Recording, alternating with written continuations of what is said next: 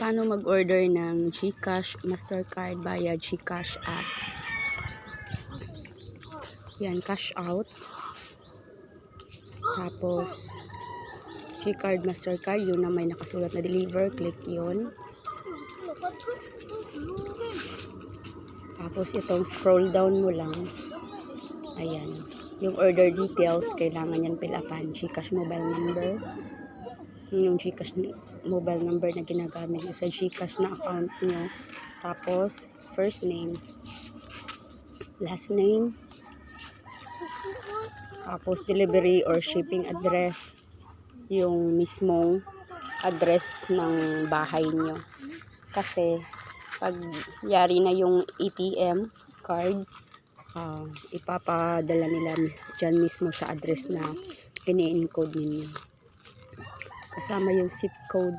Tapos yung contact number, yung pwedeng matawagan kapag hindi available yung number nyo. Tapos click nyo yung terms and condition. Yan, arrow. Tapos submit verification details. Yung order ID is isusulat nyo yan kasi gagamitin natin yan sa pagbabayad. Yung pagbabayad, punta kayo sa paybills, tapos scroll down, payment solution, tapos hanapin nyo lang yung gcash, mastercard. Ayan, scroll natin yan. Ayan, click nyo yung gcash, mastercard,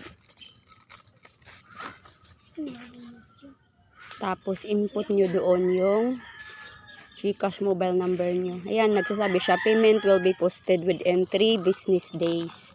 Yan, magte-text sila kapag okay na siya, yung successful yung ano.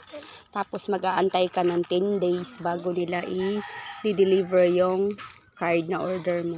Ayan, yung order ID, yun yung kanina na sinabi kong i-save. Yun yung ikikiin nyo dyan. Tapos yung amount na babayaran is 215. Tapos email ad. Ayan. Pagkayari nyan, click nyo yung next. Yun na yun. Tapos na siya.